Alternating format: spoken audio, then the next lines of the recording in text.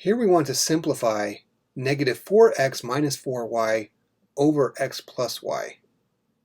And here we need to avoid a temptation. What I'm about to do now is wrong, and a lot of students do it. The x cancels the x, and the y cancels the y. That is incorrect, and there's a general rule that will help us out with that. Scan the numerator and denominator. If you see a plus or a minus that is not in parentheses, don't cancel. Okay, that's a general rule. Let's try it out here. Well, here, yeah, I see all kinds of pluses and minuses that aren't in parentheses, so I'm not going to cancel. But look what we can do. Let's factor out, what can we factor out of the numerator to get this to line up with the denominator? How about factoring out a negative 4? Check this out. Negative 4, we're left with x plus y. And then on the bottom we have x plus y. Now our plus is in the parentheses, essentially, right? So it's a general rule, right? We want to think of it very generally. This isn't a very exact rule, but it's something to have a better feel for where you can cancel, right? This negative out here is okay because that's just telling us that's a negative, not a minus. So here we go. We can cancel these, leaving us with negative 4 over 1, which is simply negative 4. For b, we have y minus 9 divided by 9 minus y. Again, resist the temptation. What I'm doing right here is wrong, to cancel the y's and cancel the 9's. That's wrong because we have a minus that's not in parentheses. So what can we do? When you have a numerator and a denominator that almost perfectly line up, but they're just off by a little bit, try factoring out a negative from one of them. I'll choose the numerator here. So I'm factoring out a negative. Remember, when you factor out a negative, it changes the sign of everything left behind. So let's see, that makes it negative y plus 9. Okay, well, look at this. 9 minus y left behind on the bottom.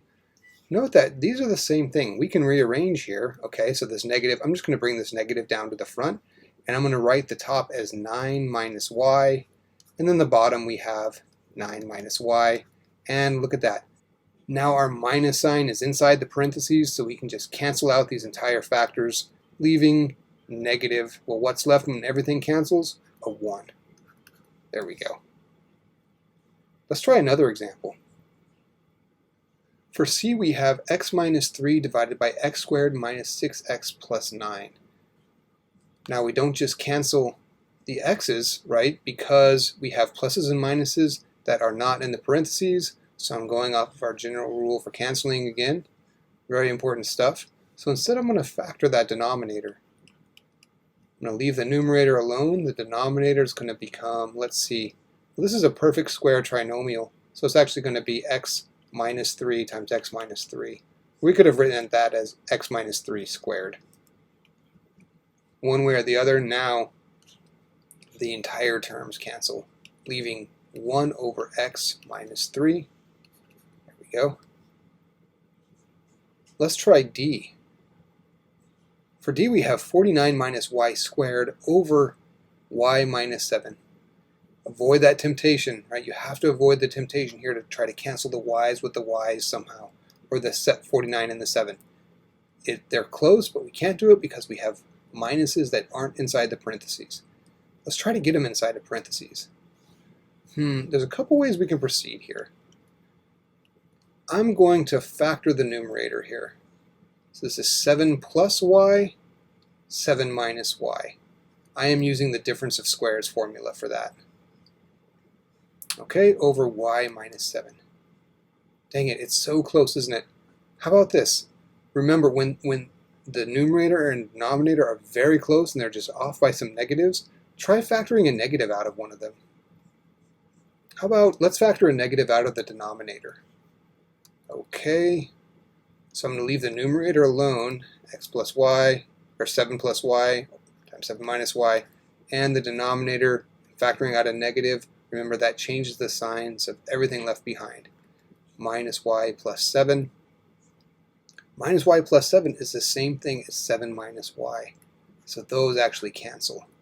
And that leaves us with negative 7 plus y. I brought that negative down in the denominator just out to the front.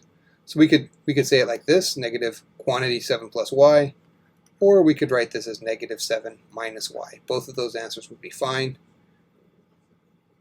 Another way to approach this, maybe you kind of saw this coming a little bit, or maybe you get really weirded out when your variable's over in the right side instead of over in this left-hand spot. So what we could have done right off the bat is factored a negative out of the numerator.